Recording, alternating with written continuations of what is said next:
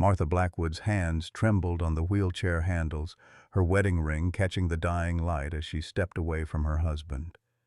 Walter's weathered face registered confusion, then dawning horror as she turned to leave. "I'm sorry, Walter. After 46 years, this is better for both of us." The forest swallowed her footsteps while the abandoned man, once the most respected forest ranger in Glacier County, sat helpless among pine needles and fallen leaves, paralyzed from his stroke. A raven cawed overhead, its harsh call echoing through branches that would soon become his canopy for dying. Walter's gnarled fingers clutched a faded photograph, their daughter Sarah, forever 19.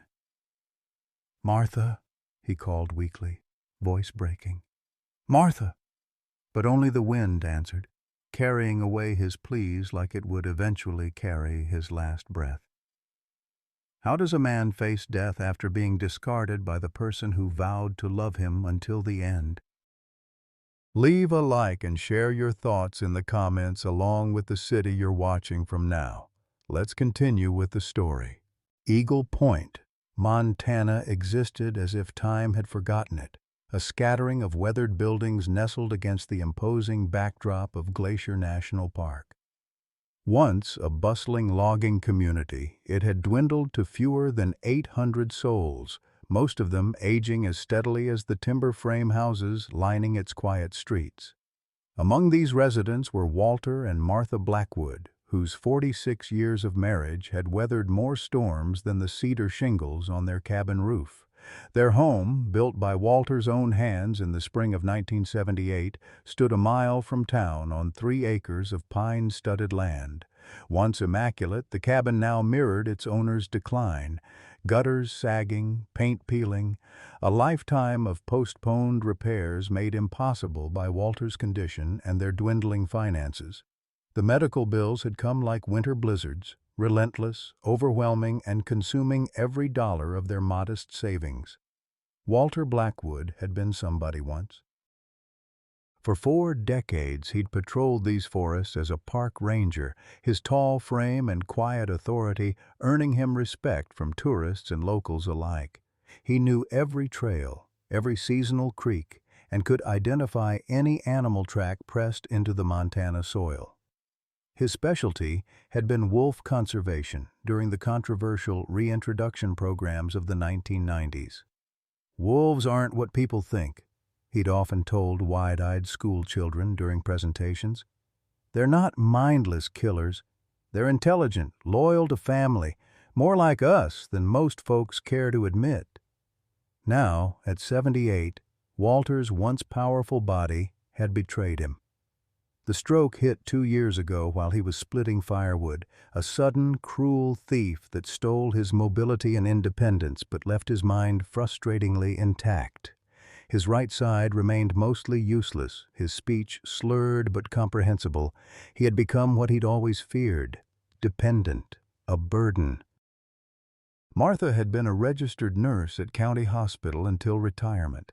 At 72, her once auburn hair had silvered completely, and deep lines framed eyes that had witnessed too much suffering.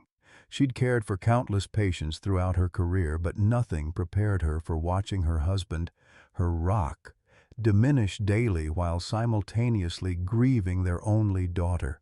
Sarah's death 15 years earlier had left a wound that never properly healed, a quiet devastation that lingered beneath their everyday conversations.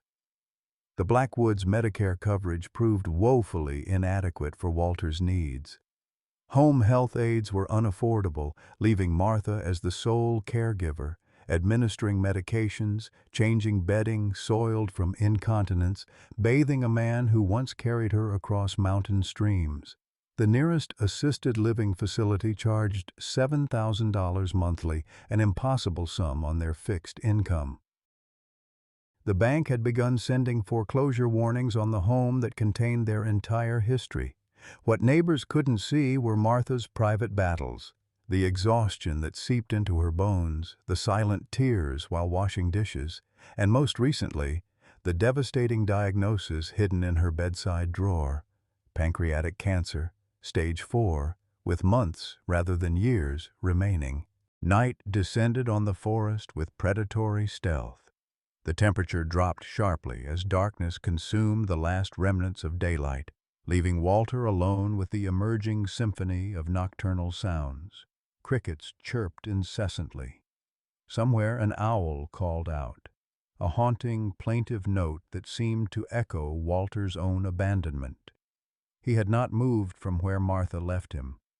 What choice did he have? His right side remained frustratingly unresponsive, his once powerful legs now useless appendages. The wheelchair Martha had pushed him in lay overturned several feet away, knocked over in her haste to depart. The indignity of his situation wasn't lost on him.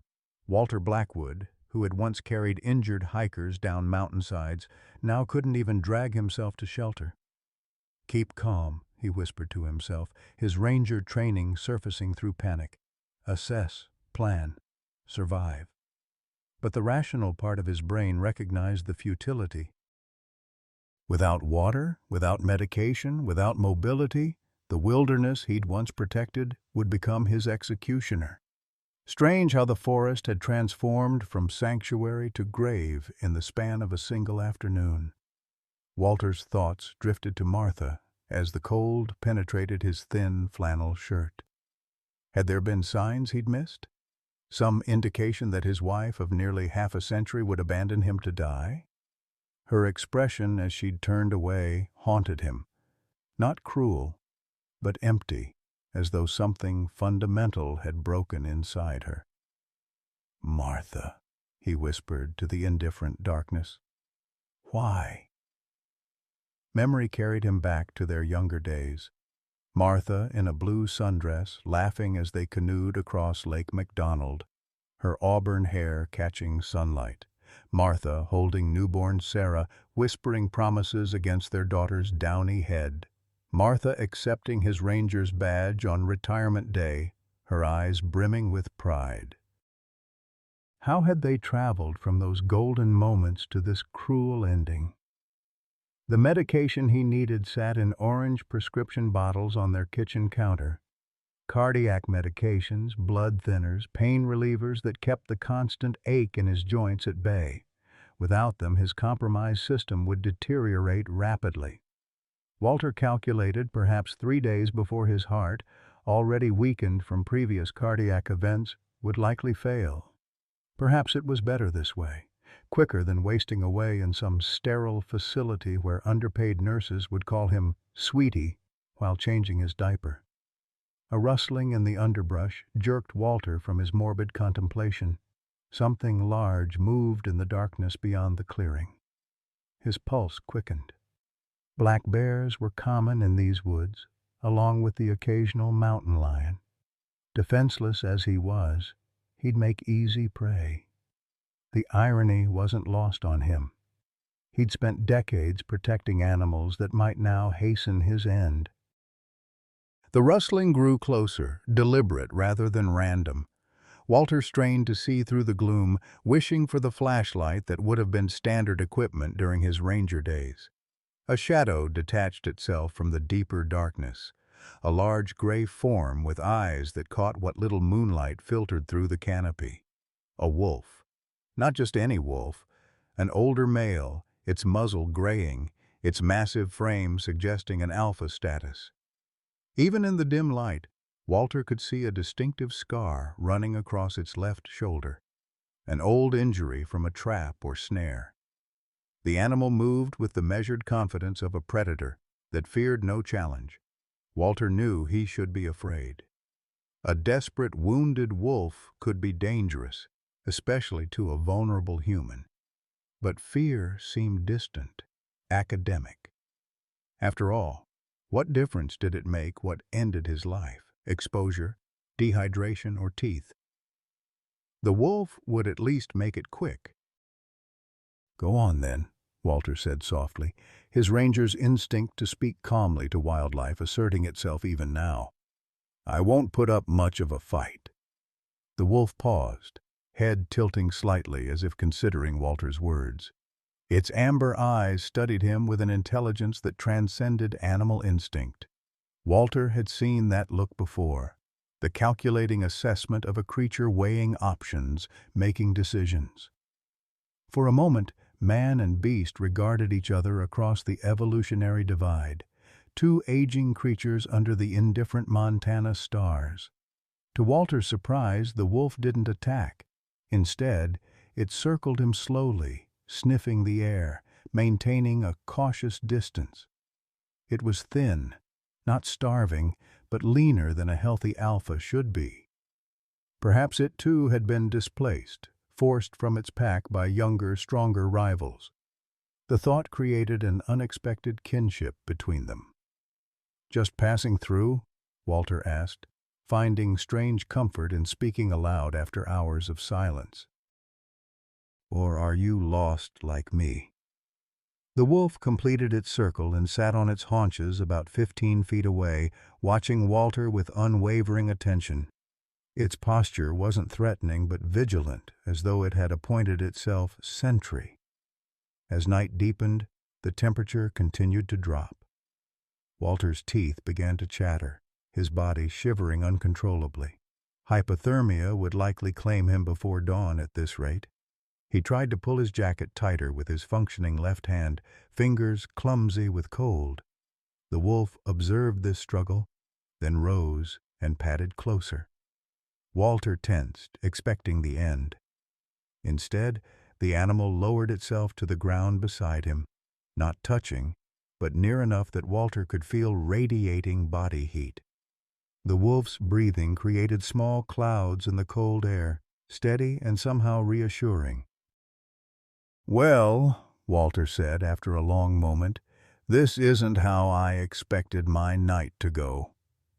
Miles away, Martha Blackwood entered their empty cabin, her footsteps echoing hollowly across weathered floorboards. The silence overwhelmed her. No labored breathing from Walter's bed, no television murmuring sports highlights, no call for water or pills or help to the bathroom. Just emptiness, accusatory in its completeness. She moved mechanically through their evening routine, turning down blankets on a bed only she would occupy, setting out morning medications that would no longer be needed, preparing a simple dinner she couldn't bring herself to eat. The doctor's words echoed in her mind. 6 months at most. The cancer has metastasized. We can try to make you comfortable. Martha hadn't told Walter about her diagnosis. How could she? After years of being his caretaker, the cruel reversal seemed like cosmic punishment. She couldn't bear the thought of him watching her die, helpless to assist, just as she couldn't bear watching him suffer slow decline in some soulless institution after her own death. In her rational mind, the nurse's mind that had made difficult decisions for decades, abandoning Walter had been mercy, a quick end in his beloved forest rather than prolonged suffering among strangers. In her heart, however, the justification rang hollow against the magnitude of her betrayal. Martha sank into Walter's recliner, inhaling his scent from the worn fabric, and finally allowed herself to weep. For Walter, for herself, for the impossibility of their situation. Outside their cabin window, the same moon that illuminated Walter in the forest cast silver light across her tear-streaked face. James Harrison noticed something wrong the moment he spotted Martha Blackwood at Wilson's General Store the following morning. In a town as small as Eagle Point, subtle changes rarely went unobserved, especially by someone who'd known the Blackwoods for over 30 years. Martha's shopping basket contained only a single can of soup and a small loaf of bread, unusual for a woman caring for an invalid husband with specific dietary needs. More telling was her demeanor, a hollow-eyed detachment as she mechanically counted out exact change, refusing to meet the cashier's eyes. "Martha?" James approached cautiously, noting how she startled at his voice. "Didn't expect to see you in town today. Thought Thursdays were Walter's physical therapy sessions." Her fingers tightened around her grocery bag. "Canceled," she said flatly. "The insurance, they're cutting back on covered sessions." The lie hung between them, transparent and fragile. James knew the VA supplemented Walter's therapy regardless of insurance decisions. He'd helped arrange it himself. "I was thinking of stopping by later," he continued carefully. "Promised Walter I'd bring that book on Yellowstone wolves he's been wanting to read." Martha's face paled visibly. "Not today," she said too quickly. "Walter's not feeling well. Maybe next week." As Martha hurried away, James watched her retreating figure with growing unease. Something in her eyes reminded him painfully of his late wife's expression during those final months. A desperate calculation, a terrible resolve forming behind everyday conversation. He'd seen that look on Rebecca's face just before she'd asked him to increase her morphine one last time. The memory tightened his chest, old guilt resurfacing like a physical pain.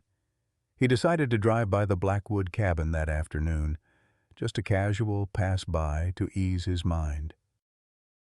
The sight of Walter's empty wheelchair sitting abandoned on the porch confirmed his worst suspicions.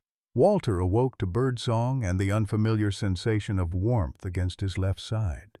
Disoriented, he blinked against morning sunlight filtering through pine branches, momentarily forgetting his circumstances.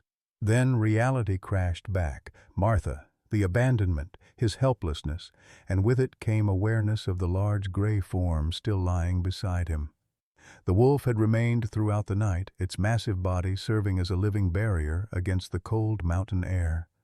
Now awake, it regarded Walter with the same steady gaze as the previous evening, neither friendly nor threatening, but watchful. "Still here, huh?" Walter's voice emerged as a dry croak, his throat parched from dehydration. "Thought you might have been a hallucination." Thirst dominated Walter's awareness now. Without water, his already compromised system would shut down within days. He squinted at the sky, estimating from the sun's position that it must be around 9 in the morning.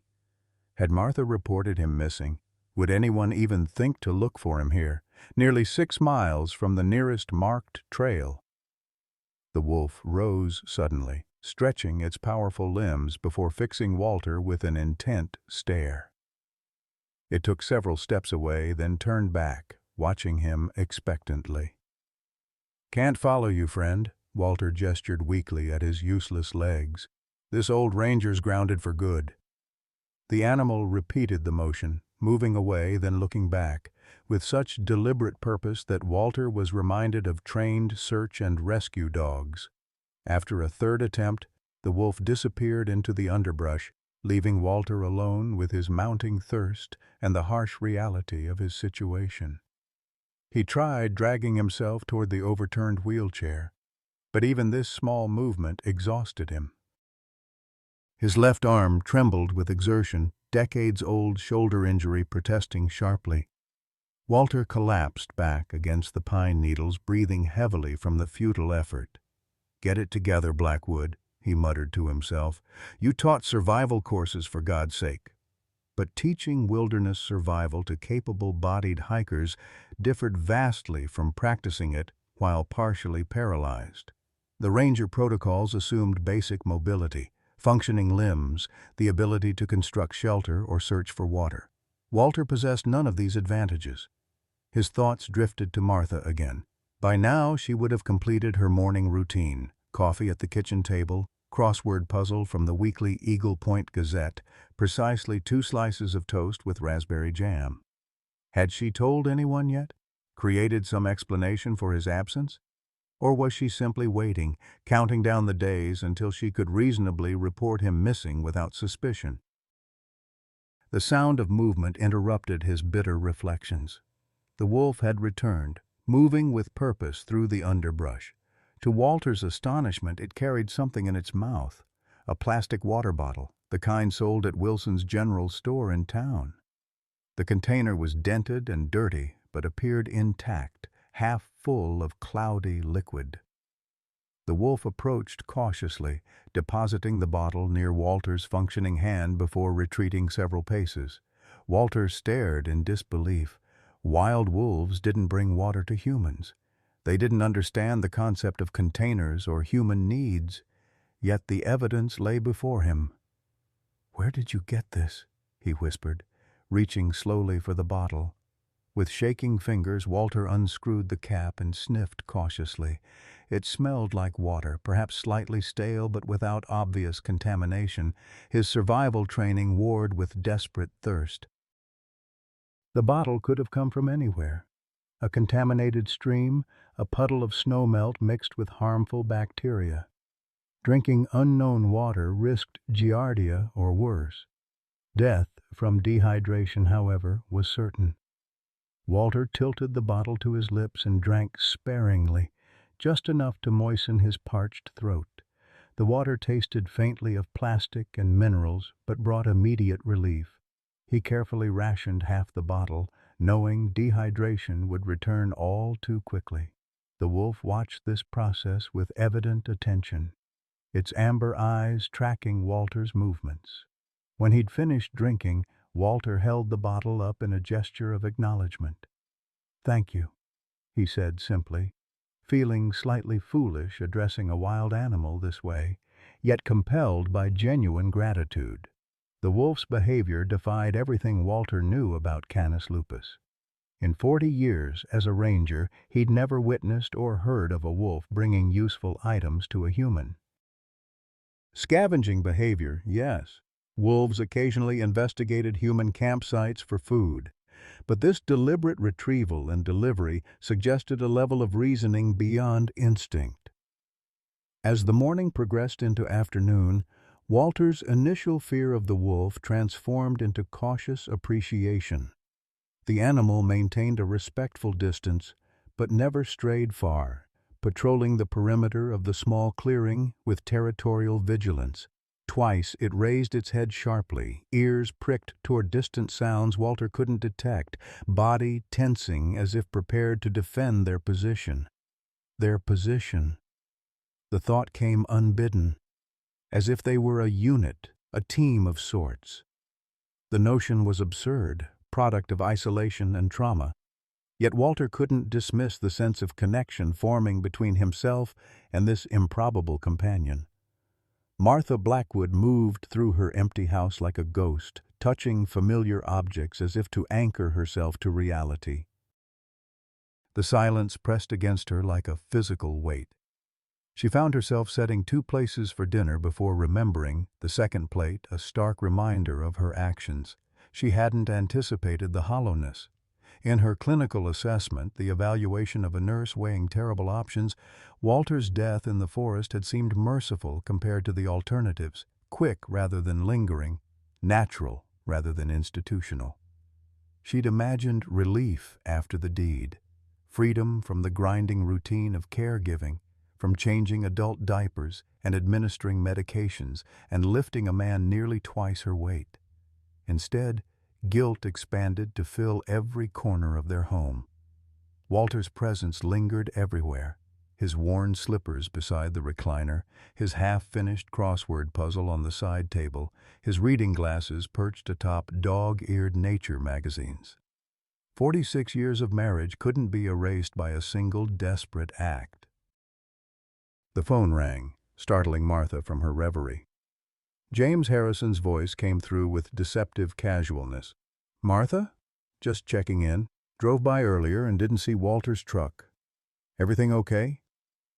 Her rehearsed explanation stuck in her throat. "He's visiting his brother in Missoula. Needed a change of scenery." The pause that followed stretched uncomfortably. Walter's brother Gerald had died 3 years earlier, a fact James certainly remembered from the funeral they'd both attended. "I see," James said finally, his tone careful. "Well, when he gets back, tell him I've got that book waiting. Take care of yourself, Martha." The line went dead, leaving Martha clutching the receiver, a new fear forming alongside her guilt. James knew something wasn't right. The carefully constructed fiction she'd planned to maintain until Walter could be plausibly declared missing was already unraveling. Outside, clouds gathered over the mountains, promising rain by nightfall. Martha found herself staring at the darkening sky, wondering if Walter was still alive, if he was cold, if he was suffering. The mercy she'd intended seemed increasingly like cruelty with each passing hour. By the second day in the forest, Walter had begun talking to the wolf as naturally as he might speak to an old friend. The one-sided conversations helped maintain his sanity in the face of isolation and growing physical discomfort. His medication-deprived body protested with increasing vehemence, joints stiffening, pain radiating through his damaged nervous system, his heart occasionally skipping beats that left him momentarily breathless. "You know," Walter said as afternoon sunlight dappled the clearing, "I've spent more time in these woods than most folks spend at their office jobs. 40 years walking the same trails, watching the same trees grow. Never thought I'd die here, though. Always figured it would be in some sterile hospital room with tubes running everywhere." The wolf, whom Walter had begun mentally referring to as Lobo, after the famous Currumpaw wolf from Ernest Thompson Seton's stories, lay nearby, head resting on massive paws. Its ears twitched at Walter's voice, eyes remaining alert despite its relaxed posture. "Martha and I used to camp right in these mountains when we were younger," Walter continued, memories surfacing like treasures long buried. "Before Sarah was born, we'd spend whole weekends with nothing but a tent and a campfire. Martha wasn't afraid of anything back then. Mountain lions, bears, storms. She'd just laugh and say we were as much a part of nature as they were." Lobo's ears perked up at the mention of Martha's name, as if recognizing its significance. Walter smiled faintly at the animal's apparent attentiveness. "You'd have liked her then, before everything changed. Before Sarah." Walter's voice faltered. Even after 15 years, speaking of Sarah created a physical ache in his chest. He could still see her so clearly, chestnut hair like her mother's, his own stubborn chin, intelligence shining in eyes too old for her 19 years. The cancer had taken her quickly, at least. A small mercy in an otherwise merciless situation. The doctor said it was an aggressive form. From diagnosis to the end was just 7 months. Martha never really recovered. Neither did I suppose. The wolf rose suddenly, head turning sharply toward the east. Its posture changed instantly from relaxed to vigilant, muscles tensing beneath the thick gray coat. Walter fell silent, straining to hear what had alerted his companion. For several seconds nothing disturbed the forest quiet. Then he caught it, a distant cracking of branches, heavy footfalls moving through underbrush. "Someone coming?" Walter whispered, hope rising involuntarily. "Or something?" Lobo's stance provided the answer. The wolf backed closer to Walter, positioning itself between him and the approaching sound. A low growl rumbled from its throat, not the aggressive snarl of an attack, but a warning, a declaration of territory. From the tree line emerged a tawny shape, muscular shoulders, long tail, twitching in agitation. A mountain lion, not fully grown but already formidable, prowled at the edge of the clearing, its yellow eyes fixed first on Walter, then on the wolf standing guard. Walter's ranger instincts cataloged details automatically.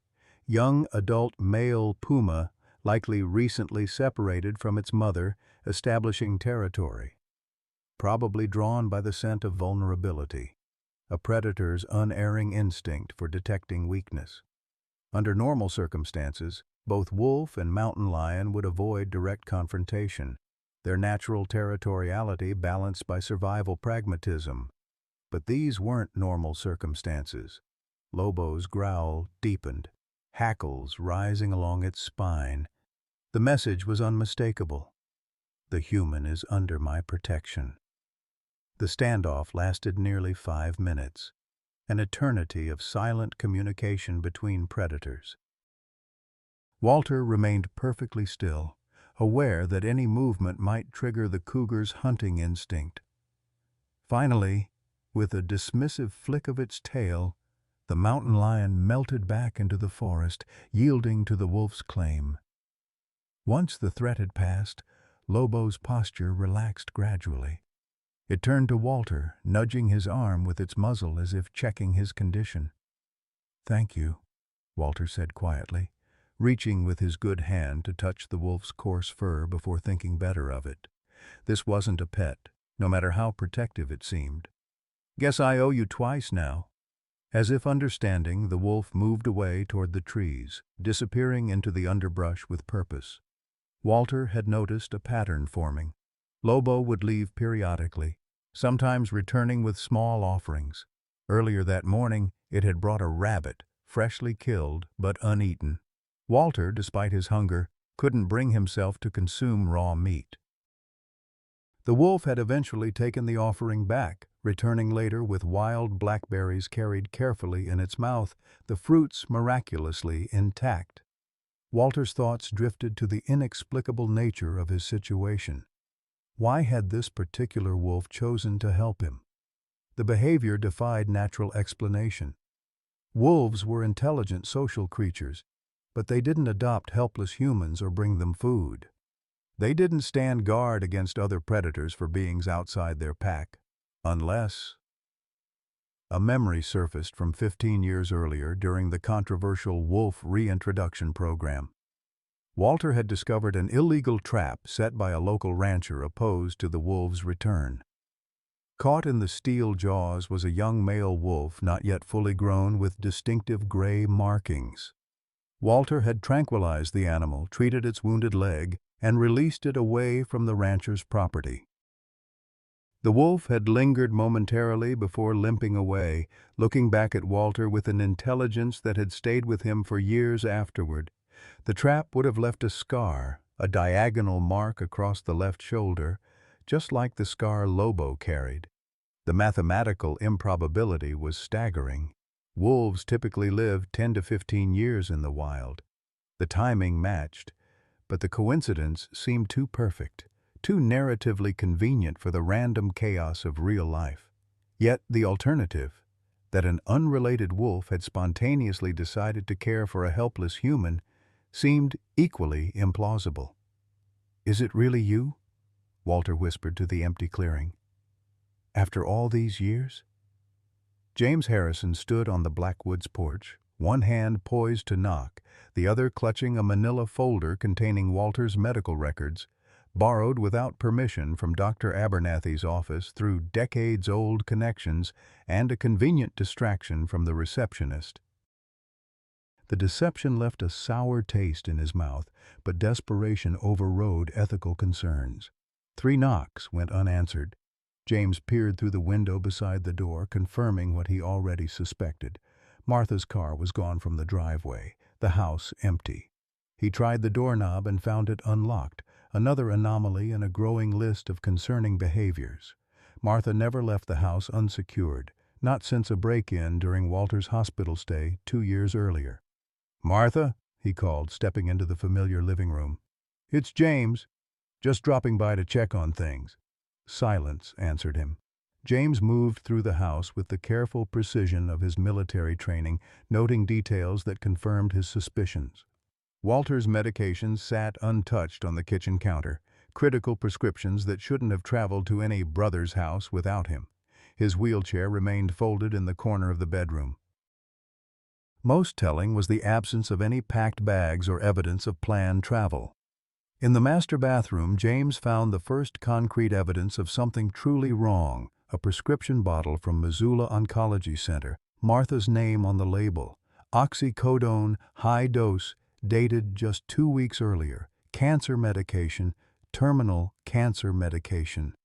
"Oh, Martha," James whispered, pieces falling into terrible place. "What have you done?" The sound of a car pulling into the driveway interrupted his investigation. James quickly replaced the pill bottle and moved to the living room, positioning himself in Walter's recliner as if he'd been innocently waiting.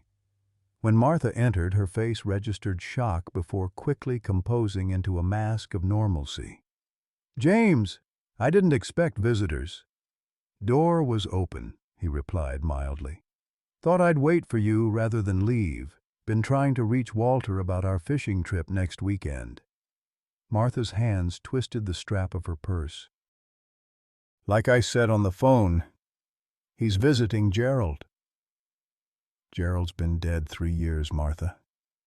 The statement hung between them, stripping away pretense. Martha's composure crumbled visibly, her shoulders sagging as if under immense weight. She sank onto the sofa, eyes fixed on some middle distance. "How long have you had cancer?" James asked gently. Martha's head snapped up, surprise momentarily overriding her distress. "How did you—" "I was married to an oncology nurse for 30 years. I recognized the signs, and I found your medication." Tears welled in Martha's eyes, the first genuine emotion James had seen from her in months. 6 months? Maybe less? Pancreatic? Stage 4? Nothing to be done except manage the pain until— She gestured vaguely. "And Walter doesn't know. How could I tell him? After everything he's been through, after years of me caring for him, to make him watch me die, too, to leave him alone afterward?" Her voice hardened with sudden defensiveness. "You can't understand what it's been like, James. The constant care, the financial ruin, watching him suffer without being able to help. I'm so tired, so goddamn tired." James leaned forward, keeping his voice level despite the fear growing in his chest. "Martha, where is Walter?" She looked away, tears flowing freely now. "Somewhere peaceful. Somewhere he loved." "The forest," James stated flatly. "You left him in the forest to die." Martha didn't deny it. "It was mercy," she whispered. "Better than what's coming for both of us. Better than some soulless nursing home where strangers would change his diapers after I'm gone. Better than—" "When, Martha? When did you take him?" "Yesterday morning. I told him we were going for a drive to see the autumn colors." James was already on his feet, calculating rapidly. "Where exactly? Martha, this is important. Walter could still be alive." "What difference does it make?" she asked hollowly. "Even if he survived the night, which isn't likely with his condition, what kind of life waits for him? More suffering, more indignity, more—" "Where, damn it?" James rarely raised his voice, and the sharp command shocked Martha into response. "Elk Ridge Trail, about half a mile off the path near the old lightning-struck pine." Her voice dropped to a whisper. "I'm sorry, James. I truly am. But you didn't see any other way either, did you? With Rebecca?" The comparison struck James like a physical blow. His wife's death, her request, his compliance, remained a secret he'd carried alone for 11 years. The situations weren't comparable. Rebecca had been actively dying in excruciating pain despite maximum medication. She had asked, begged, for release. Walter had been abandoned without consent, left helpless against exposure and predators. Yet beneath his moral outrage, James recognized the desperate calculation of a caregiver pushed beyond endurance. The impossible weight of watching someone you love suffer without end. The financial devastation of America's healthcare system that forced impossible choices on the elderly.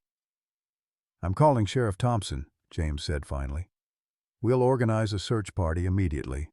If Walter's still alive, we'll find him." Martha nodded dully, offering no resistance. "He'll hate me." "Probably," James agreed, already dialing. "But he'll be alive to do it." The third day in the forest brought fever. Walter woke shivering despite the warm morning sun, his throat raw, his breathing labored.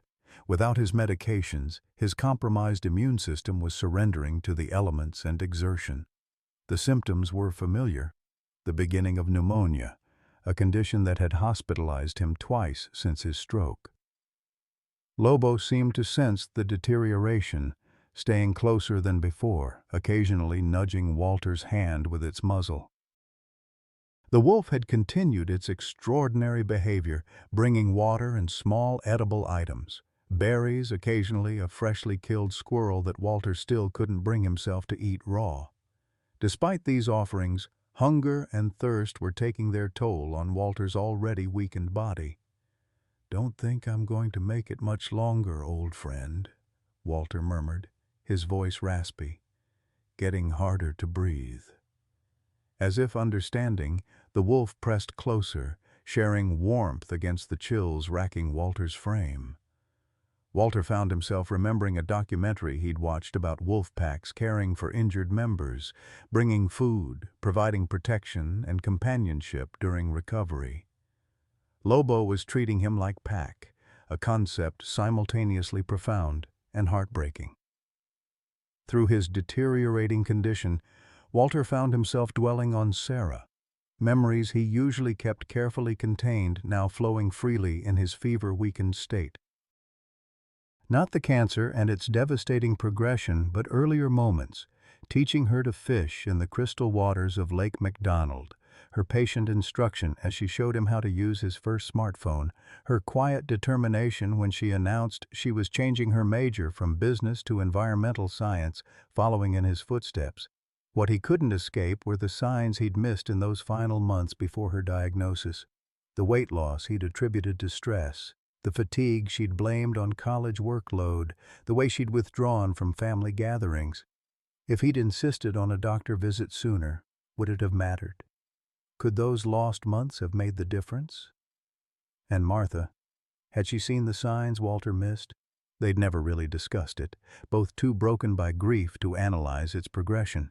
Instead, they'd moved forward in parallel tracks of mourning, together but increasingly separate in their pain. Perhaps that explained Martha's decision. Perhaps, in her mind, abandoning Walter completed some terrible circle, his failure to save Sarah balanced against her failure to continue caring for him.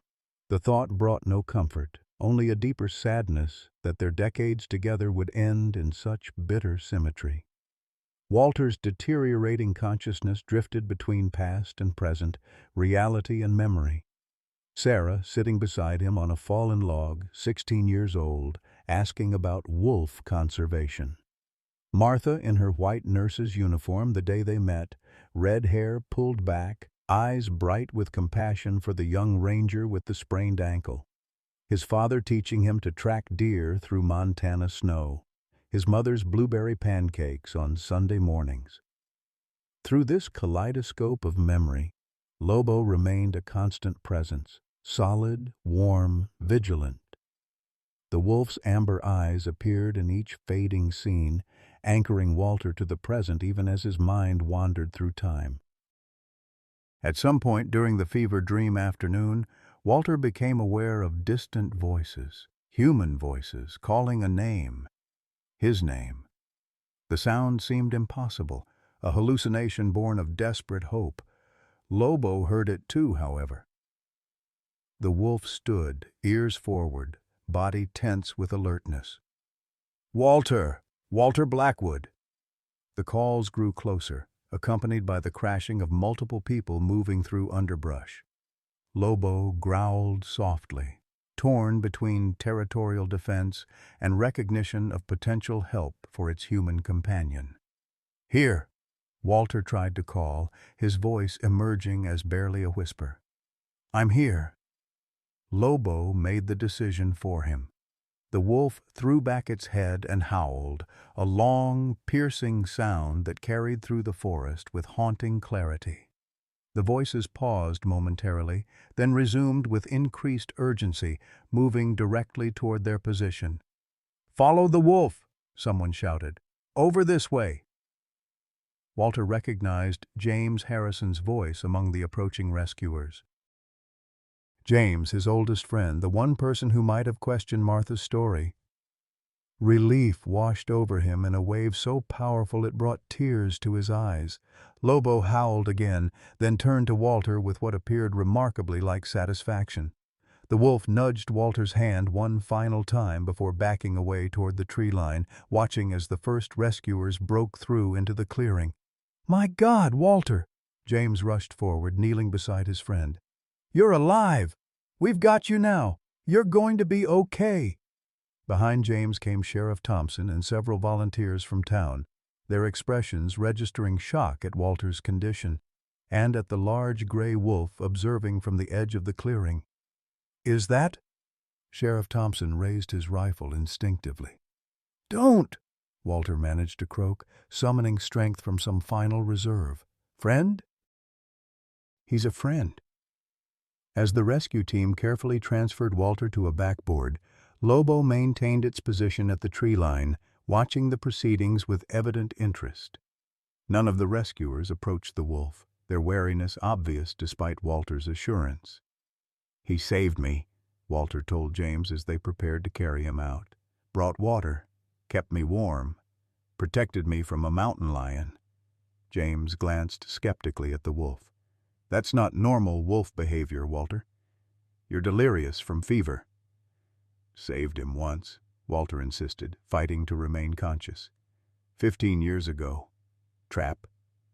He remembered. The effort of speaking exhausted Walter's remaining strength.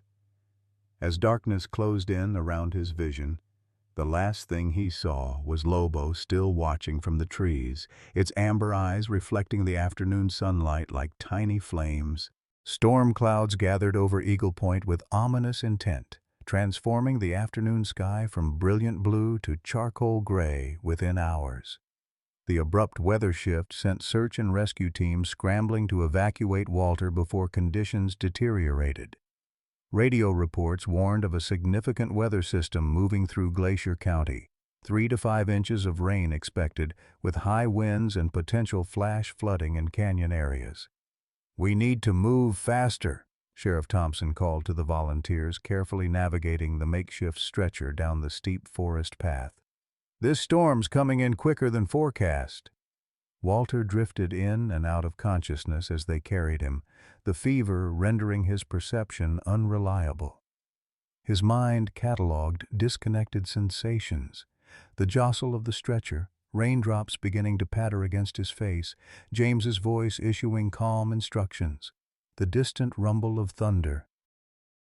Most persistent was his concern for Lobo. Had the wolf followed them, or remained behind in the forest that was its home? "Lobo," Walter murmured, trying to turn his head to look back up the trail. "Where's Lobo?" "Easy, Walter," James said, walking alongside the stretcher. "Focus on staying with us. We're getting you to the hospital." The extraction proved increasingly difficult as rain transformed the dirt path into slick mud. Twice, carriers slipped, nearly dropping the stretcher. By the time they reached the trailhead where emergency vehicles waited, all were soaked through, Walter's condition visibly worsening in the cold downpour. EMTs swarmed around him, efficiently transferring him to the ambulance while calling out vital signs that painted a grim picture: temperature 103.9, blood pressure dangerously low, oxygen saturation suboptimal. Through the commotion, Walter kept searching the tree line, looking for a familiar gray form among the shadows. "Sir, I need you to lie still," a young paramedic instructed, attempting to place an oxygen mask over Walter's face. "We're taking you to Glacier Regional. You're in good hands now." "The wolf," Walter insisted, pushing weakly at the mask. "Someone needs to protect him." James leaned into Walter's field of vision. "I'll make sure he's safe, Walter, I promise. But you need to let these people help you now." The ambulance doors closed with a decisive thunk, sealing Walter away from the forest and the extraordinary creature that had saved his life. As the vehicle pulled away, lights flashing against the darkening storm, Walter finally surrendered to exhaustion, slipping into unconsciousness. James watched the ambulance disappear down the mountain road before turning to Sheriff Thompson. "Frank Miller and his hunting party have been tracking a wolf pack near here. We need to make sure they understand this particular wolf is off limits." Thompson frowned, rainwater streaming from his hat brim. "Miller's got permits, James. Can't exactly tell him which wolves he can and can't hunt. This isn't just any wolf. It kept Walter alive for 3 days, brought him water for God's sake."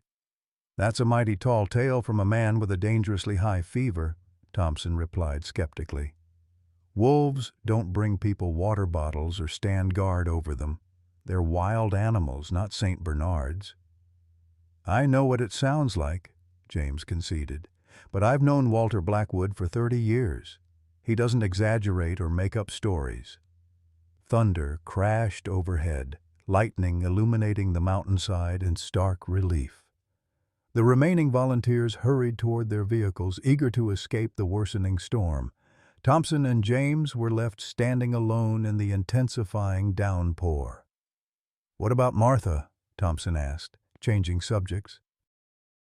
"She confessed to leaving him out here to die. That's attempted murder, James." James sighed heavily. "It's complicated. She's dying. Pancreatic cancer, stage 4.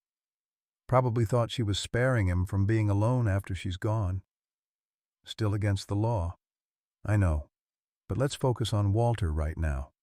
I'm heading to the hospital. You planning to arrest Martha tonight?" Thompson considered for a moment. "I'll take her statement first. Given the circumstances and her condition, we'll see. Might be able to work something out with the DA." James nodded gratefully. The ethical complexities of the situation weighed heavily on him. Martha's terminal diagnosis, the impossible burden of caregiving, the financial devastation of America's healthcare system that forced impossible choices on the elderly. None of it excused what she'd done, but all of it demanded consideration. As the men departed, neither noticed the gray shape watching from the forest edge, a large wolf, soaked and muddy, tracking the vehicles with attentive amber eyes. Frank Miller considered himself a pragmatist. In his 63 years in Montana, he'd watched environmental regulations increasingly restrict the freedoms his father and grandfather had taken for granted. The wolf reintroduction program represented everything he despised: government interference, urban environmentalists dictating policy for rural communities, predators threatening livestock without consequences. When the gray wolf population in Glacier County exceeded target numbers, opening a limited hunting season, Miller had been first in line for permits. Today marked his third consecutive day tracking a particular pack, a family group of 7 wolves that had been spotted increasingly close to ranch land. The storm complicated matters. Rain obscured scent trails and reduced visibility, but Miller and his 3 companions had invested too much time to abandon the hunt. They'd picked up fresh tracks just before the downpour began, large prints indicating a substantial alpha male traveling alone rather than with the pack. "Storm's getting worse," Hank Weber, Miller's brother-in-law, shouted over the wind. "Maybe we should head back. Try again tomorrow." Miller shook his head stubbornly. "Tracks are fresh. Wolf can't be more than a mile ahead. Storm might even work in our favor. Drive it toward lower ground, seeking shelter." The hunting party pressed forward, rifles protected under waterproof covers, faces grimly determined beneath rain-spattered caps. Lightning flashed with increasing frequency, followed by thunder that seemed to shake the mountainside. In rational moments, Miller might have recognized the foolishness of pursuing wolves in deteriorating conditions, but his determination had evolved beyond rational thought. "There," Miller suddenly hissed, dropping to a crouch and gesturing for the others to stop. Through the curtain of rain, approximately 70 yards ahead, a large gray wolf stood in a small clearing. The animal was massive, easily 120 pounds, with the muscular build and confident posture of an alpha. Most distinctive was a visible scar across its left shoulder, pale against the dark, wet fur. "That's a trophy," whispered Hank appreciatively, raising his binoculars. "Biggest damn wolf I've seen in these parts." Miller carefully readied his rifle, squinting through the scope to compensate for rain and wind. The wolf seemed oddly unconcerned, almost as if waiting for something. It occasionally glanced back along the trail it had traveled, then returned its attention to the men as if calculating. "Something's not right," commented Dale Peterson, the youngest of their group. "Why isn't it running? Almost like it wants us to follow it." Miller ignored the observation, focusing on his shot placement. His finger tightened on the trigger, the wolf's chest centered in his crosshairs. "Hold up!" a voice called from behind them, startling Miller and causing his shot to go wide. The bullet splintered bark from a tree 3 feet to the wolf's right. The animal didn't flee as expected but backed up several paces, still watching intently. James Harrison emerged from the trees, rainwater streaming from his jacket, expression thunderous. "Frank Miller, you put that rifle down right now!" "Harrison? What the hell are you doing out here?" Miller lowered his rifle slightly but didn't shoulder it. "We've got permits. Everything's legal." "That particular wolf is off limits," James replied, closing the distance between them. "It just saved Walter Blackwood's life. Kept him alive for 3 days after Martha left him out here to die." The hunting party exchanged confused glances. "What are you talking about?" Miller demanded. "Wolves don't save people. They eat them when they get the chance." James quickly explained the situation. Walter's abandonment, his rescue, and the extraordinary behavior of the gray wolf now watching them from the clearing. "Walter thinks it's the same wolf he saved from a trap years ago during the reintroduction program. It has a scar on its left shoulder."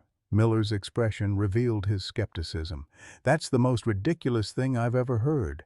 Wolves don't remember people from 15 years ago. They don't bring water to humans or protect them from mountain lions." "I know how it sounds," James conceded. "But I've known Walter my entire adult life. He's not a man given to tall tales or exaggerations."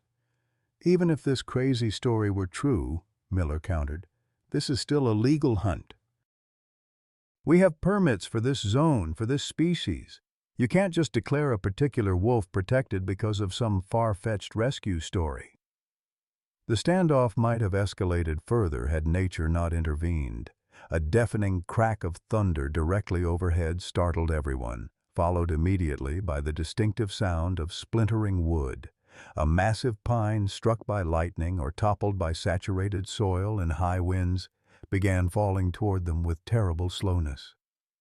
"Look out!" James shouted, diving sideways. The hunting party scattered, Miller stumbling backward and losing his footing on the slick ground. The tree crashed down with devastating force, missing the men but effectively cutting off their planned exit route. Miller found himself separated from his companions, the fallen trunk creating a barrier nearly 7 feet high. "Everyone okay?" he called, getting unsteady to his feet. Affirmative responses came from the other side of the tree. No one was injured, but the route back to their vehicles was now blocked by an impenetrable tangle of branches and trunk. "We'll have to go around," Hank called. "Meet back at the trucks. Don't try climbing over. Branches won't hold in this rain."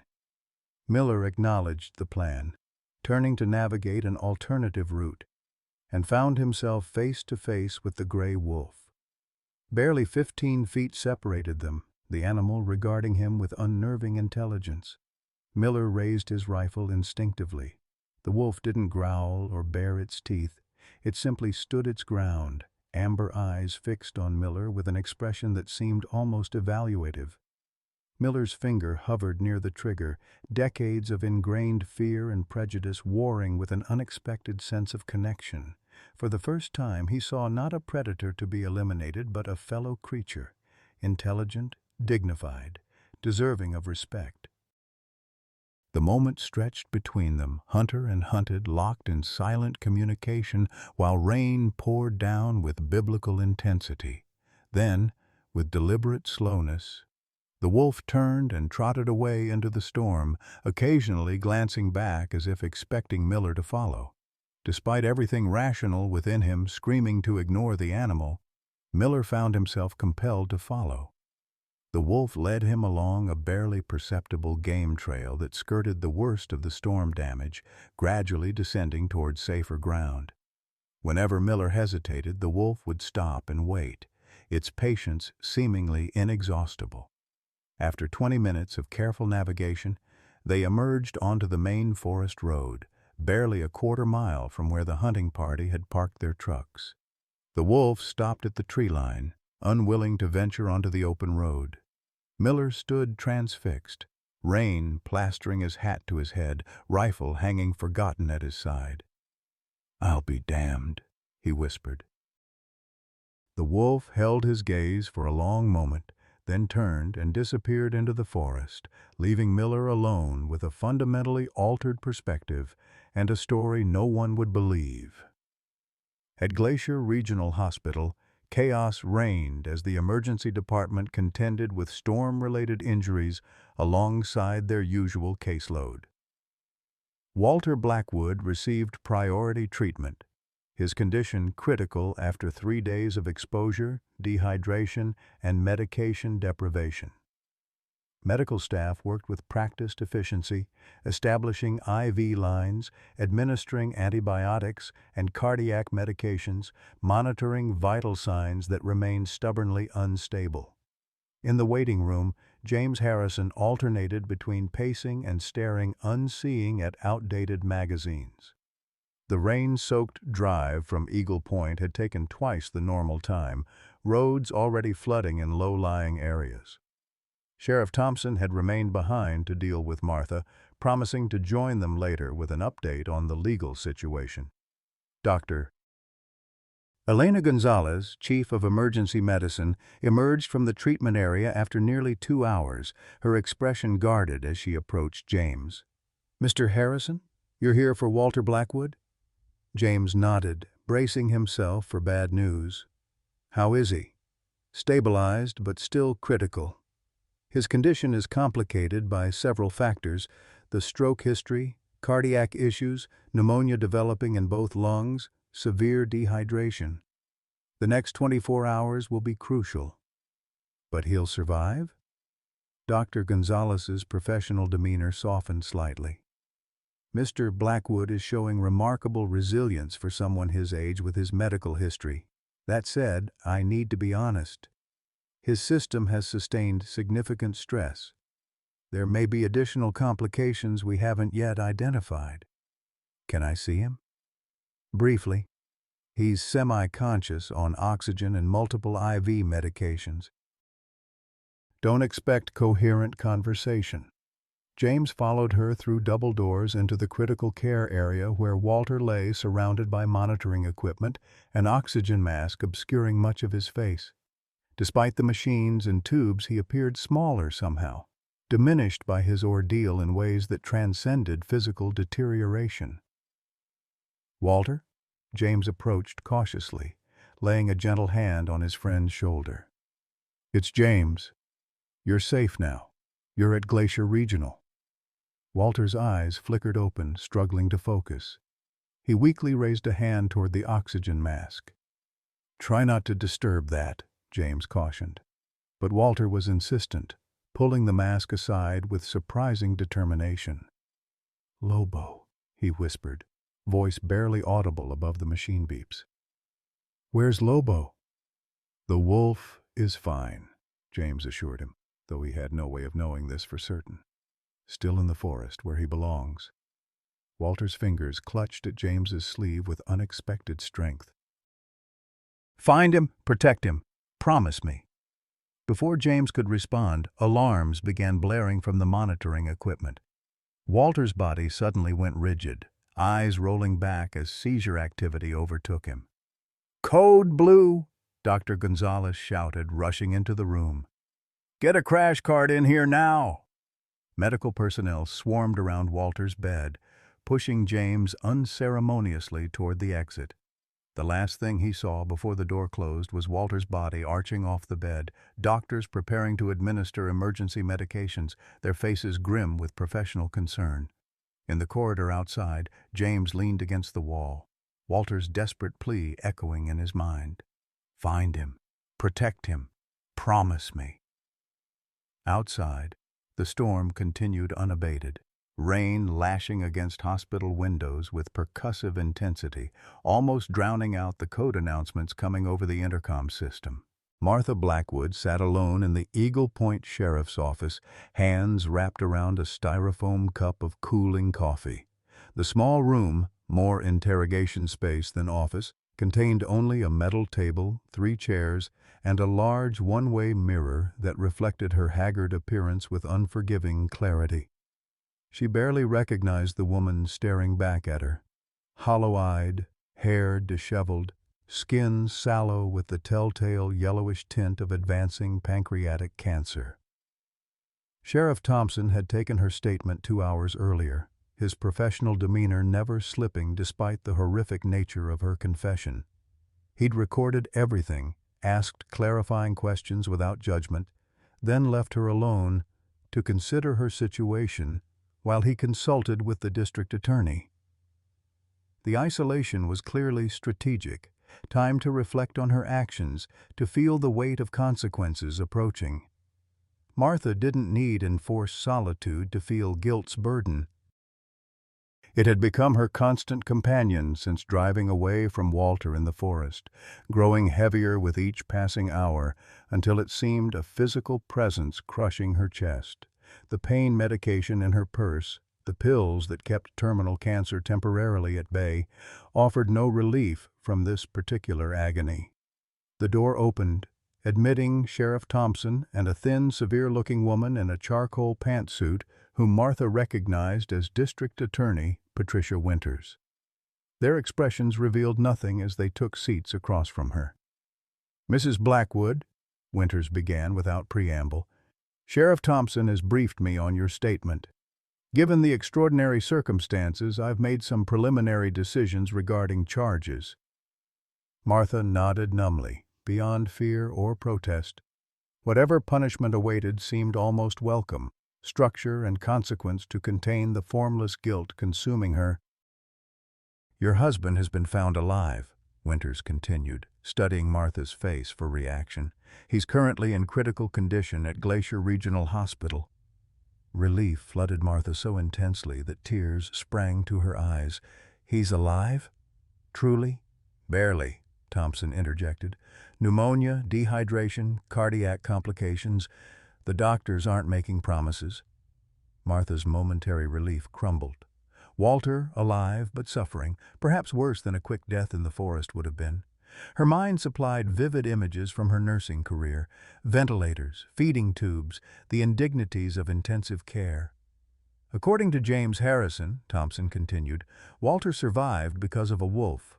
Says the animal brought him water, kept him warm at night, even protected him from a mountain lion." Martha blinked in confusion.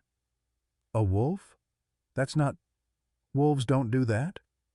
"That's what everyone keeps saying," Thompson agreed. "Yet Walter's alive when he shouldn't be. Something kept him going those 3 days." Winters cleared her throat, redirecting the conversation. "Mrs. Blackwood, you've admitted to actions that constitute attempted murder under Montana law. However, given your terminal diagnosis and the unusual circumstances, I'm prepared to be lenient." Martha waited, hands trembling around her coffee cup. "I'm charging you with reckless endangerment and elder abuse rather than attempted murder. With your medical condition and no prior criminal history, I'll recommend house arrest with an ankle monitor until trial rather than jail detention." The reduced charges registered dimly through Martha's fog of guilt and grief. "What about Walter? Can I see him?" Thompson and Winters exchanged uncomfortable glances. "That's not advisable at present," Winters said carefully. "There's a protective order being processed. Once Mr. Blackwood regains consciousness, the court will consider his wishes regarding contact." The finality of their words struck Martha with physical force. Even if Walter survived, she might never speak to him again, never explain, never ask forgiveness. 46 years of marriage potentially ending without closure, without goodbye. "I understand," she whispered, though she couldn't, truly comprehend how thoroughly she had destroyed her life and possibly ended Walter's.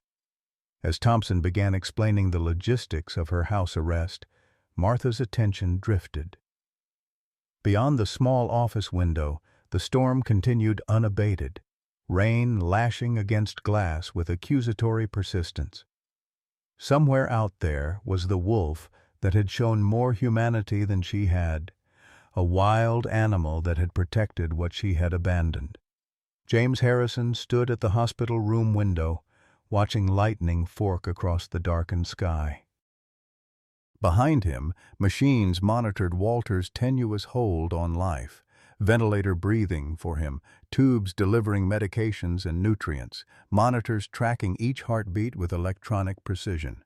The seizure had been just the beginning.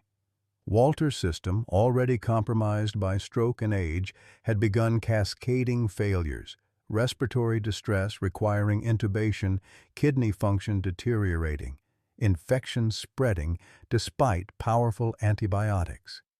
The medical team had stabilized him, but his condition remained critical, his prognosis uncertain.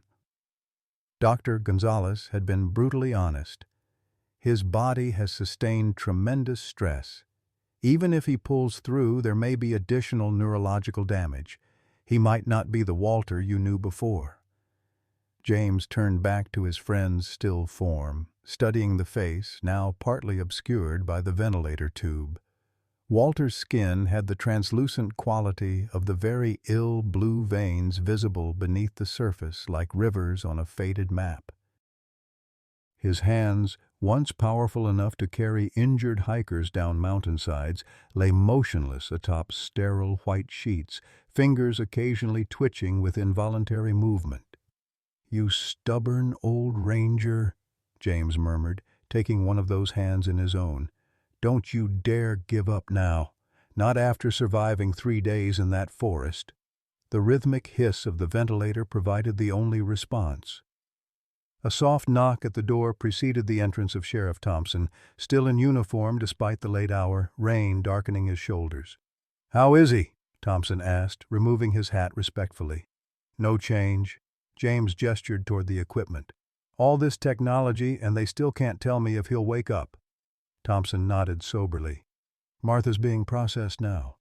Ankle monitor, house arrest. DA's going easier on her than most would, given the circumstances." "And the cancer?" "Terminal. Doctor confirmed it. Stage 4 pancreatic, maybe 6 months." She was trying to spare him watching her die after he spent 2 years dependent on her. James shook his head wearily.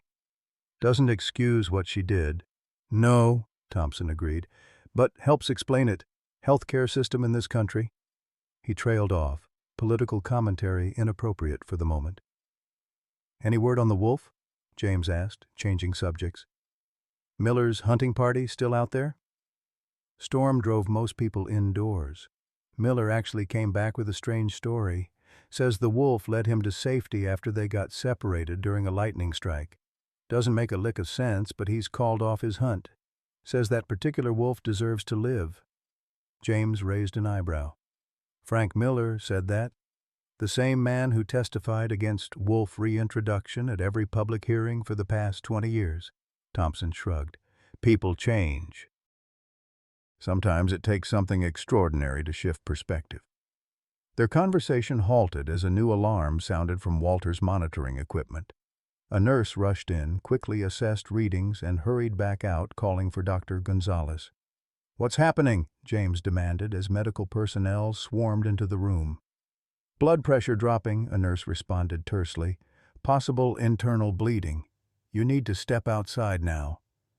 Reluctantly, James and Thompson retreated to the corridor, watching through the door window as doctors worked frantically over Walter's still form.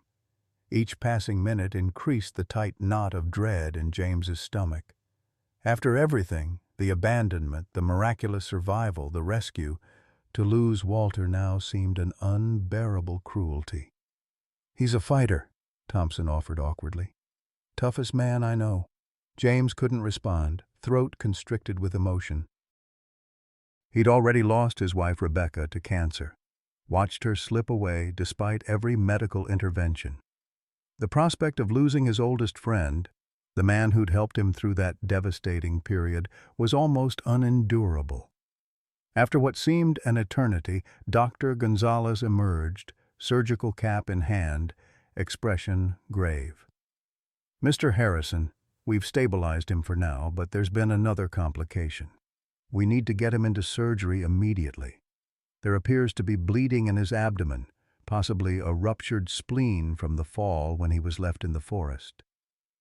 "Will he survive?" James asked directly. The doctor's hesitation spoke volumes. "We'll do everything possible. His age and condition make him high risk, but without surgery he has no chance at all." As they wheeled Walter's bed toward the elevator, James caught a final glimpse of his friend's face, pale, still, seemingly at peace despite the medical crisis surrounding him. For the first time, James confronted the possibility that Walter might not recover, that the extraordinary story of the man saved by a wolf might end not with miracle, but with tragedy. Walter Blackwood emerged from darkness gradually, consciousness returning in fragments like puzzle pieces haphazardly connecting. First came awareness of sound, rhythmic beeping, hushed voices, the soft squeak of rubber-soled shoes on linoleum. Then sensation, discomfort in his throat, pressure in his abdomen, the cool rush of conditioned air. Finally, sight. Fluorescent ceiling panels swimming into focus as he blinked away the fog of medically induced sleep. "He's waking up," someone said. A face appeared above him, female, middle-aged, wearing the professional smile of an experienced nurse. "Mr. Blackwood? Can you hear me? You're at Glacier Regional Hospital. You're safe now." Walter tried to speak, but found his throat blocked by something rigid and uncomfortable. His hand moved instinctively toward his mouth, but gentle fingers intercepted the motion. "You have a breathing tube, Mr. Blackwood. Try not to fight it." "We'll remove it soon, now that you're awake and breathing on your own." Memories surfaced chaotically. Martha's retreating figure, bitter cold nights, amber eyes watching from the shadows. The wolf. Where was Lobo? Walter made an urgent noise around the tube, trying to communicate. The nurse patted his shoulder reassuringly. "Dr. Gonzalez will be here any minute. She'll explain everything. Just try to stay calm." Calm was impossible. Walter needed answers. About Lobo, about Martha, about how he'd survived and been found. The frustration of being unable to speak brought unexpected tears to his eyes, a reaction that seemed to alarm the nurse. "Your friend James Harrison has been here every day," she offered, misinterpreting his distress. "He just went to the cafeteria.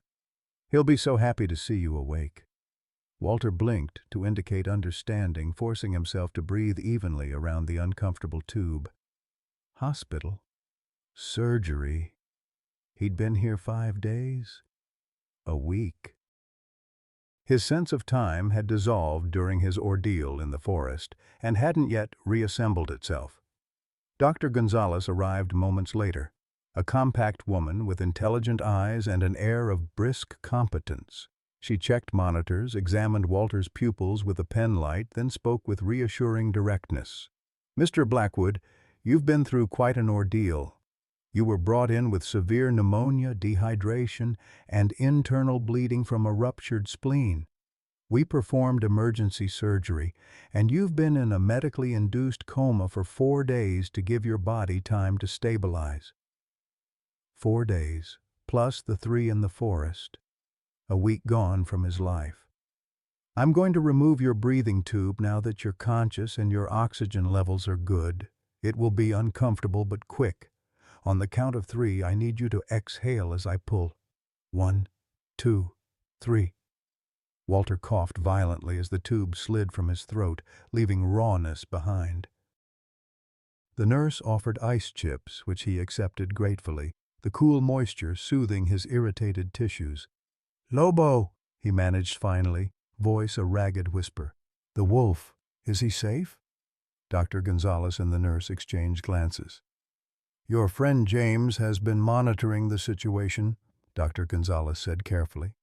"I understand the wolf has been spotted several times near the hospital." This unexpected information energized Walter. Here? Lobo came here? Security has reported a large gray wolf in the wooded area behind the parking garage 3 times this week. Animal control was called, but the wolf disappears before they arrive. Her expression softened slightly. Your story about being saved by this wolf has become something of a local sensation, Mr. Blackwood.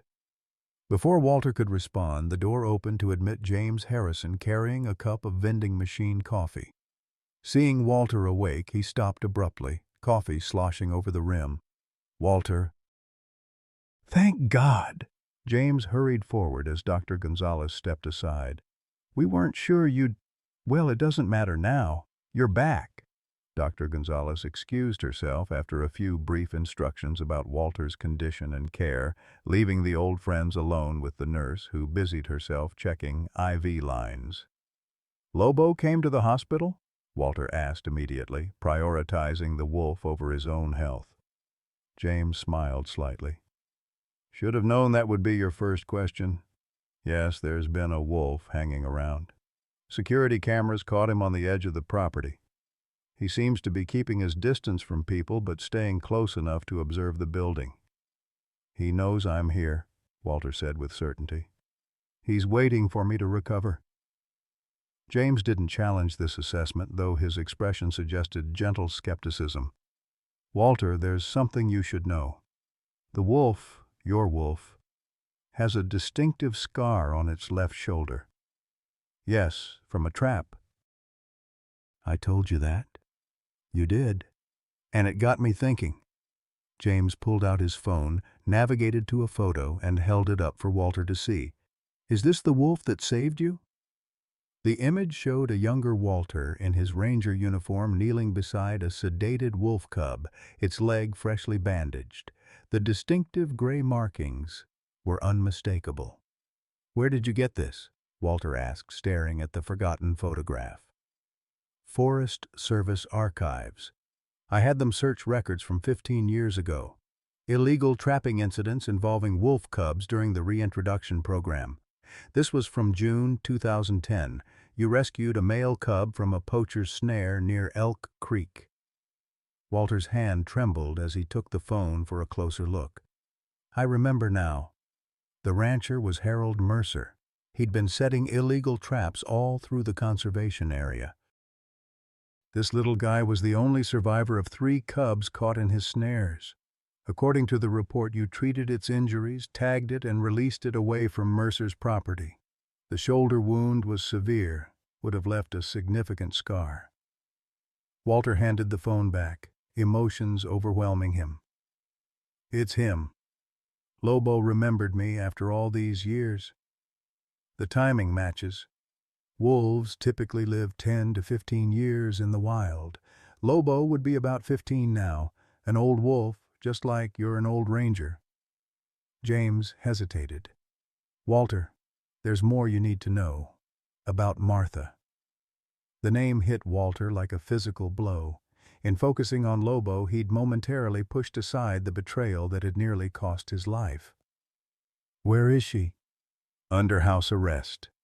The DA charged her with reckless endangerment and elder abuse rather than attempted murder.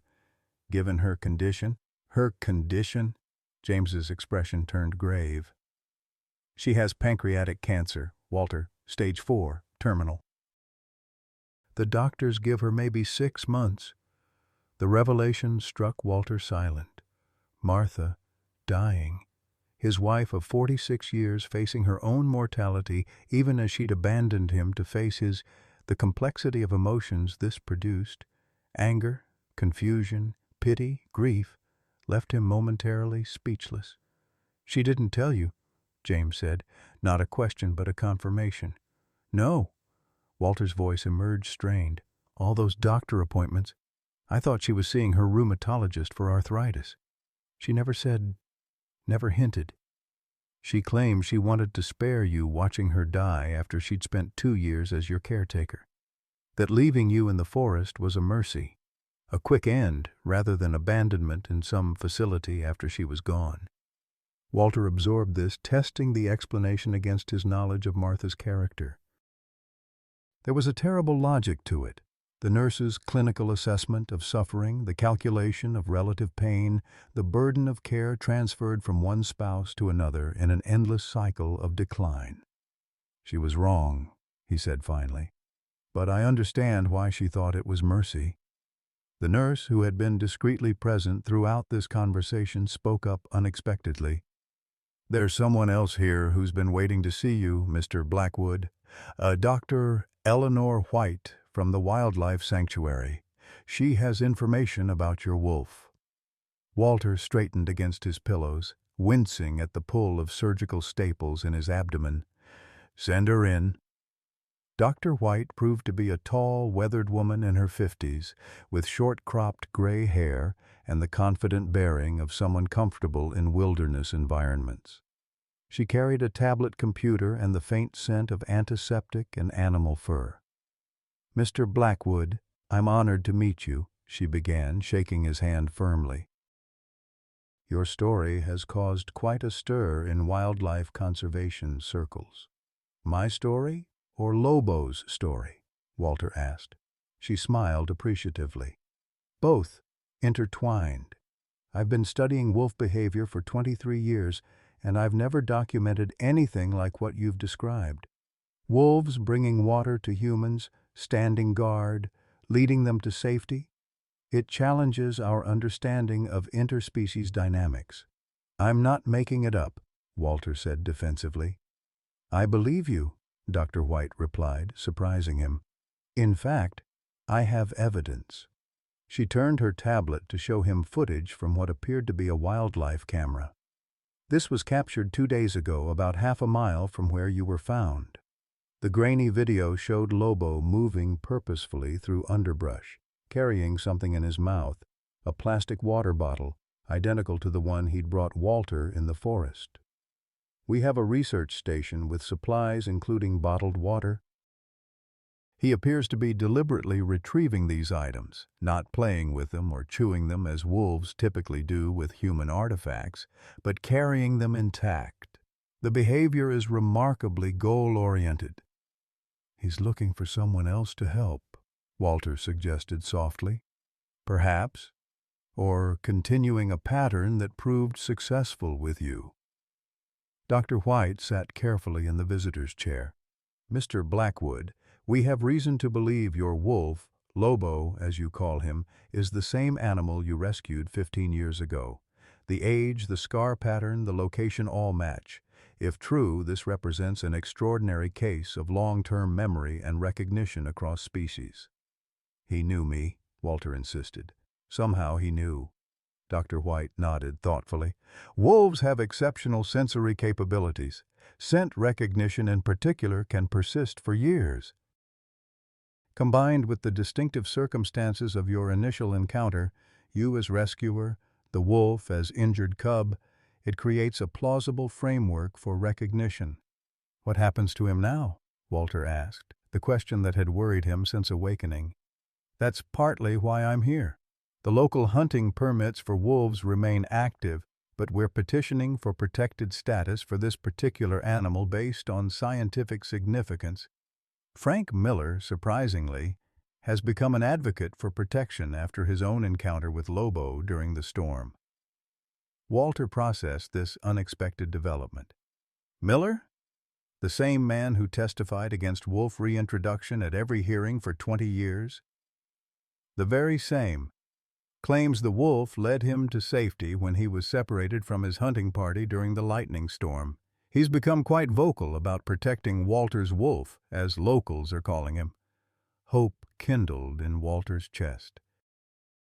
"And the petition?" "Gaining support, but these things take time. In the meantime, we've been monitoring Lobo's movements. He's established a territory that includes both the area where you were found and, interestingly, the perimeter of this hospital." "He's waiting for me," Walter said with certainty. Dr. White studied him with professional interest. "Mr. Blackwood, when you're discharged, would you consider participating in our observation program? Your presence might allow us unprecedented access to study this extraordinary animal." Before Walter could respond, the conversation was interrupted by a commotion in the hallway. Raised voices, hurried footsteps, the squeak of a wheelchair.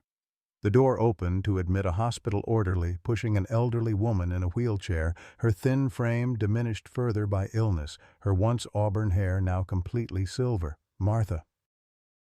Walter's heart monitor betrayed his surge of emotion, beeping more rapidly as he stared at his wife, the woman who had abandoned him to die, who was herself dying, whose complex motivations had nearly ended their lives together in separate tragedies. "Walter," she whispered, hands trembling in her lap.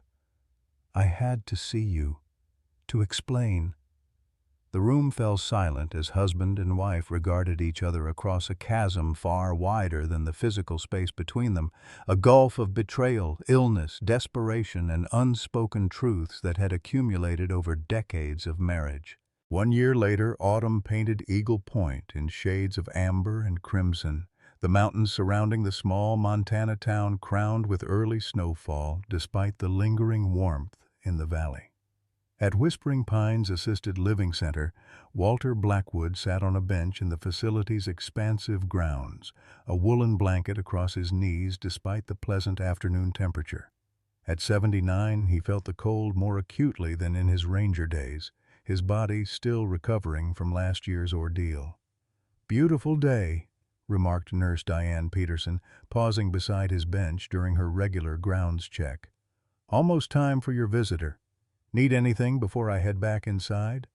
Walter smiled, shaking his head. "Got everything I need right here." He patted the weathered walking stick leaning against the bench, a gift from James, carved from pine harvested near the spot where Walter had been found. Its handle was smooth from daily use, a tangible reminder of how far he'd come in rebuilding his strength. After his discharge from Glacier Regional, Walter had faced difficult decisions about his future. The Blackwood cabin, cherished for decades, had proven impractical for his ongoing recovery. Steps to every entrance, narrow doorways unsuited for mobility aids, and the rural isolation that had once been its charm became insurmountable obstacles. The solution had come unexpectedly. Martha's oncologist had recommended Whispering Pines for her palliative care, and Walter had made the difficult choice to join her there, in separate rooms but under the same roof. Their reconciliation had not come easily. The first conversation in his hospital room had been strained, raw with betrayal and regret. Martha had wept, explaining her desperate calculation, terminal cancer, her fear of leaving Walter alone and helpless, the crushing financial burden of American health care that had decimated their savings and threatened to leave Walter destitute after her passing. "I thought I was being merciful," she'd whispered, face gaunt with illness and guilt. "I couldn't bear the thought of you suffering in some facility with strangers after I was gone. The forest seemed kinder, somehow." Walter had responded with painful honesty. "What you did wasn't mercy, Martha. It was taking my choice away. After 46 years, you owed me the truth about your diagnosis, about our options." The path back to trust had been incremental, begun in that hospital room and continuing through shared meals in the Whispering Pines dining hall, through medical appointments they attended together, through quiet evenings watching the sunset from adjacent chairs on the facility's wraparound porch. Not the marriage they'd once had, but a fragile new connection built amid the ruins of the old. Martha had defied her prognosis, living not 6 months but 14 after her diagnosis. The extra time had been a gift, allowing for conversations that needed having, for forgiveness that needed offering, for a gentler goodbye than either had anticipated. She had passed peacefully 2 months ago, Walter holding her hand as she slipped away, their daughter's photograph on the bedside table between them. Now Walter lived in an in-between state, no longer actively recovering, not yet declining, adapting to widowhood in the community that had rallied around his extraordinary story. The tale of the man saved by a wolf had spread far beyond Eagle Point, attracting attention from national media, wildlife conservationists, and people touched by the unlikely bond between species. Walter had given interviews reluctantly at first, then with increasing purpose as he recognized their value in protecting his savior. The Yellowstone Gray Wolf Protection Act, unofficially known locally as Lobo's Law, had passed the state legislature 4 months earlier, providing special protections for wolves showing unusual non-aggressive interactions with humans.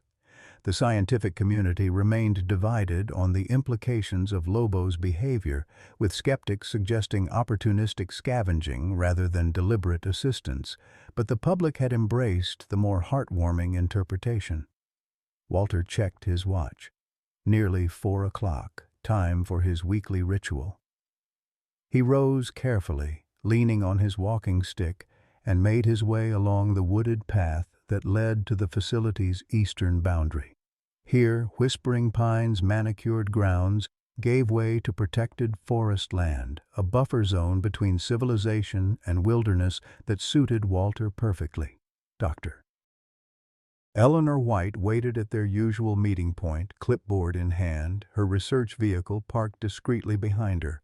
After a year of weekly observations, they had developed a comfortable professional friendship. "Right on time, Walter," she greeted him. "He's already here. Camera picked him up about 20 minutes ago in the usual spot." Walter nodded, unsurprised. Lobo's punctuality had become legendary among Dr. White's research team, the wolf appearing within the same 30-minute window each Wednesday, as if keeping a standing appointment. "Brought the usual?" Walter said, patting his jacket pocket where he carried approved treats. Lean venison jerky specially prepared at the research center, free from seasonings harmful to canids. "Perfect. Wind's in our favor today. He should catch your scent easily." They walked together to the small clearing that had become their observation point. Dr. White maintained a respectful distance as Walter settled on a fallen log at the edge of the tree line. This was their established protocol, the scientist observing from afar, documenting but not interfering with the extraordinary relationship between man and wolf. Walter waited patiently, breathing the familiar forest air that had once sustained both his career and nearly claimed his life.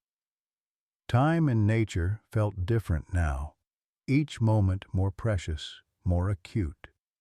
He noticed details his younger self might have overlooked: the particular quality of afternoon light filtering through pine needles, the symphony of bird calls marking territory before evening, the subtle shift in air pressure that preceded weather changes. Movement in the underbrush caught his attention, deliberate rather than random, too substantial for small forest creatures. Walter remained still, hands relaxed on his walking stick, presenting the non-threatening posture he'd maintained since their reunions began. Lobo emerged from the tree line with characteristic caution, first nose, then head, finally his full, impressive form. The year had left visible marks on the wolf, as it had on Walter. His muzzle showed more gray, his movement slightly less fluid than during their forest ordeal. At approximately 16 years old, Lobo had surpassed typical wild wolf longevity, entering the equivalent of human elderly status. "Hello, old friend," Walter said softly, his voice carrying just far enough for the wolf's sensitive hearing. Lobo's ears pricked forward at the familiar sound. He advanced with dignified slowness into the clearing, maintaining a respectful 15 feet between them, close enough for connection, distant enough for mutual safety. His amber eyes, intelligence undiminished by age, studied Walter with what researchers might hesitate to call recognition, but what Walter knew with certainty was precisely that. "Brought something for you," Walter continued, carefully retrieving the jerky from his pocket with deliberate movements. He placed several pieces on the ground beside the log, then returned to his seated position. Their ritual unfolded with comfortable familiarity. Lobo would approach the offering, consume it unhurriedly, then settle into a comfortable position nearby, not close enough for physical contact, but within clear visual connection. Sometimes he remained for 10 minutes, sometimes nearly an hour, but always maintaining the invisible boundary between wild and domesticated.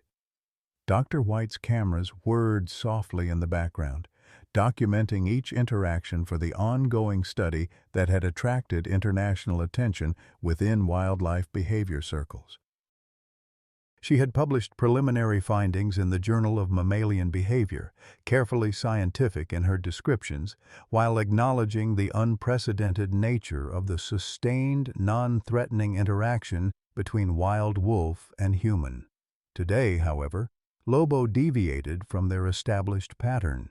After consuming the jerky, he moved not to his usual observation position, but closer to Walter, closing the distance to barely 10 feet.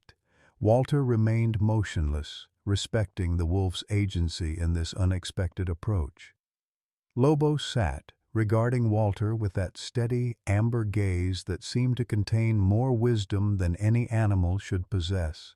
Then, with deliberate movement, he raised his muzzle and released a soft, melodic howl.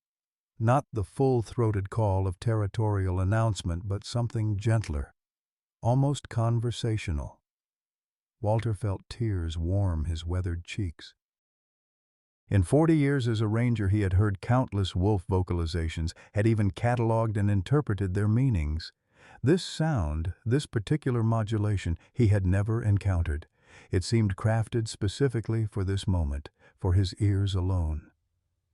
When the howl faded, Lobo held Walter's gaze for a moment longer, then rose and trotted back toward the deeper forest with the unhurried confidence of an animal secure in its territory. At the tree line he paused, looking back once as if in confirmation, then disappeared among the pines. "Remarkable," Dr. White whispered, approaching only after the wolf had gone. "In all my years studying wolves, I've never witnessed a vocalization quite like that. It was almost conversational." Walter nodded, not trusting his voice immediately. "He was saying goodbye," he finally managed. "Goodbye? You think he won't return?" "Not that kind of goodbye." Walter rose slowly, leaning on his walking stick. "Martha passed 2 months ago. I think he sensed that change. Wolves understand loss. They mourn their pack members. He was acknowledging our shared grief." Dr. White looked skeptical but didn't argue. The line between scientific observation and anthropomorphism had blurred considerably throughout their unusual study. "Will you come next Wednesday?" "Of course," Walter replied with certainty, "until one of us can't anymore." The return walk to Whispering Pines passed in comfortable silence, Walter absorbing the encounter, Dr. White making notes for her research. As they approached the manicured grounds, Walter paused at the boundary between wilderness and civilization. "You know," he said reflectively, "people keep asking what message they should take from my story. Journalists, documentary makers, even school children who write letters. They all want to know the lesson." "And what do you tell them?" Dr. White asked. Walter gazed back toward the forest where Lobo had disappeared. "That loyalty isn't exclusive to humans. That recognition can cross species and decades. That sometimes the creature everyone fears is the one most capable of compassion." He smiled slightly, leaning on his walking stick. "But mostly, I tell them that in our rush to separate ourselves from the natural world, we've forgotten a fundamental truth. We're all animals in the end, capable of both tremendous cruelty and unexpected grace." Inside Whispering Pines, Walter found a small gathering in the community room. James Harrison and Sheriff Thompson, several neighbors from Eagle Point, and a group of elementary school children sitting cross-legged on the carpet, eyes wide with anticipation. Diane approached, smiling apologetically. "I hope you don't mind, Walter. The 4th grade class from Eagle Point Elementary is doing a project on local heroes. They were hoping to hear your story firsthand." Walter surveyed the expectant young faces. their curiosity unmarred by cynicism or doubt. In their eyes, he saw the possibility of a generation that might view the natural world differently, with respect rather than fear, with connection rather than separation. "I'd be happy to," he said, settling into a comfortable chair as the children gathered closer. "It all began last autumn, when I found myself alone in the forest." As Walter spoke, sharing the extraordinary tale of survival and unlikely friendship, he felt Martha's absence keenly, yet also her presence in the space she had left behind. She would have appreciated the symmetry, their story that began with separation ending with connection, not just between husband and wife in their final months together, but between human and wolf, between generations, between the wild and civilized worlds that had only seemed separate. Outside the windows of whispering pines, the Montana autumn painted the landscape in transient glory, the forest standing sentinel beyond manicured grounds, a constant reminder that borders between worlds were more permeable than anyone had imagined before. An old wolf remembered an act of kindness and changed everything. Walter's extraordinary journey reminds us that even in our golden years, life can surprise us with moments of profound connection and meaning. Like many of us facing healthcare challenges, financial pressures, and fears of becoming burdens to those we love, Walter found himself at his lowest point, abandoned and alone. Yet in that darkness, an unexpected bond formed that transcended species and time. This story speaks to what many of us yearn for: recognition of our worth beyond our productivity, loyalty that withstands the tests of age and illness, and the discovery that we're never too old for second chances. Walter and Lobo's relationship offers a powerful reminder that our capacity to form meaningful connections doesn't diminish with age, it deepens. Their story challenges us to remain open to extraordinary possibilities, even when society suggests our most meaningful days are behind us. Have you experienced an unexpected connection that came when you needed it most? What animal has shown you a loyalty or understanding that seemed almost human?